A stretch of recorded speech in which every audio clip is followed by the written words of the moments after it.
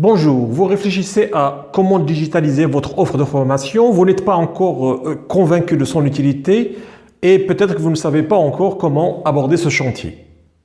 Je suis Abdillah Sfreoui, consultant en ingénierie de dispositifs de formation et en production de contenu digital de formation. Bienvenue dans ce tuto numéro 1. Donc, je vais partager avec vous quelques conseils qui vous aideront à mieux vous décider et à mieux préparer votre projet de digitalisation de votre offre de formation. Donc, nous verrons pourquoi digitaliser votre offre de formation, quelles étapes pour y parvenir et quels aspects prendre en compte pour réussir votre projet. Définissons d'abord ce que nous entendons par digitalisation de l'offre de formation. Cette notion désigne l'introduction du numérique dans les contenus de formation et à différents niveaux de l'organisation de la formation. Cette numérisation des supports de formation apporte plus d'interactivité et de souplesse dans la gestion de la formation. La digitalisation est une notion qui englobe celle du e-learning dans la mesure où elle désigne l'utilisation de tous les supports digitaux comme les tablettes et les smartphones, mais pas seulement l'ordinateur.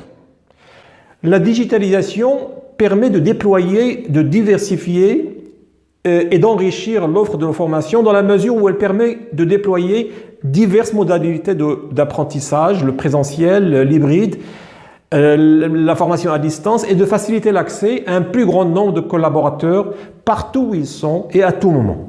Ce qui justifie en premier lieu la digitalisation de la formation est la nécessité de réduire et d'optimiser les coûts de la formation. La formation en face à face, lorsqu'elle est utilisée comme l'unique modalité, coûte cher et exige des délais longs de réalisation. La deuxième raison a trait au fait que les besoins à satisfaire sont de plus en plus urgents, se renouvellent sans cesse et concernent un plus grand nombre de cibles qui travaillent sur plusieurs sites éloignés.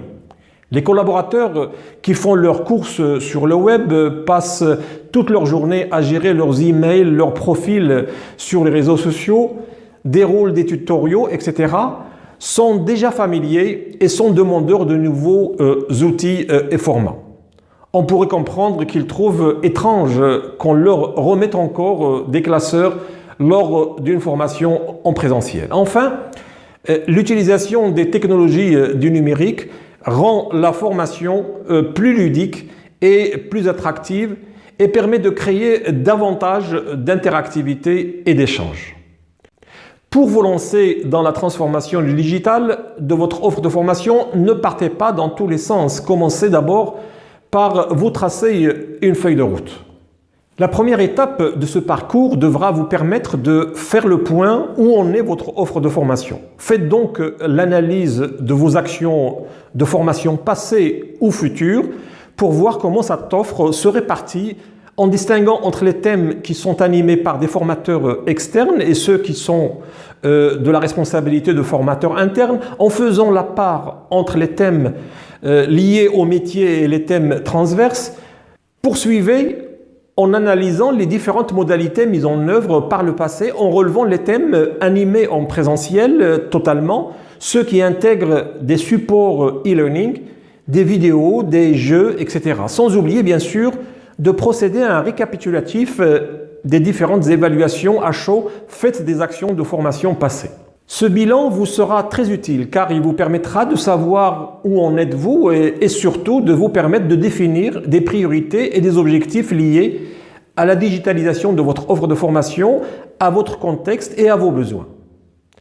L'objectif de la digitalisation de l'offre de formation est de servir la stratégie de votre entreprise. Pour ce faire, définissez votre stratégie pédagogique en fonction des objectifs stratégiques et opérationnels de votre entreprise et mettez en place une démarche qui permet de mettre à la disposition de vos salariés diverses ressources pédagogiques telles que sessions en face à face, des modules e-learning, des classes virtuelles, des espaces et des outils collaboratifs, des documents enrichis, des ressources externes de type MOOC, etc.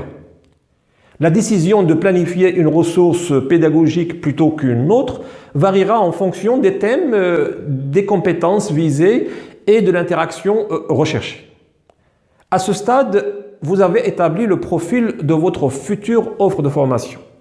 Il vous reste maintenant à commencer à mettre en place les ressources pédagogiques nécessaires en fonction de vos priorités et de vos objectifs stratégiques et opérationnels. Soyons clairs, il n'y a pas de bon ou de mauvais choix. Le plus important est d'initier ce processus de digitalisation de votre offre de formation et de le faire évoluer progressivement.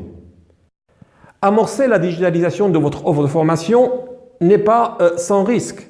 En effet, plusieurs erreurs peuvent vous faire rater votre projet si vous ne prenez pas en considération les principes suivants. D'abord, ne cherchez pas la digitalisation à tout prix, mais cherchez plutôt à optimiser votre offre de formation grâce au digital. Ne pensez pas que la digitalisation de votre offre de formation se fera toute seule. Au contraire, il faudra, surtout au début, redoubler d'efforts pour accompagner chacun des acteurs de la fonction formation. Pensez aussi que vos salariés, vos apprenants auront besoin de temps pour s'approprier les nouvelles modalités et les nouveaux outils que vous mettrez en place.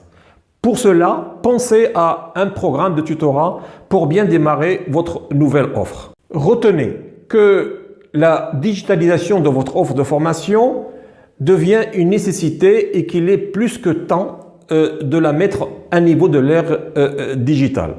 Pour la déployer, il est important de procéder de manière méthodique et de prendre en compte quelques facteurs de réussite. C'est la fin de ce tuto numéro 1. Je vous dis à très bientôt dans un prochain tuto. Je me ferai un plaisir de répondre à vos questions et à vos commentaires. Vous avez mon adresse mail. N'oubliez pas de cliquer sur j'aime si vous appréciez ce tuto et de le partager avec vos amis. Ciao!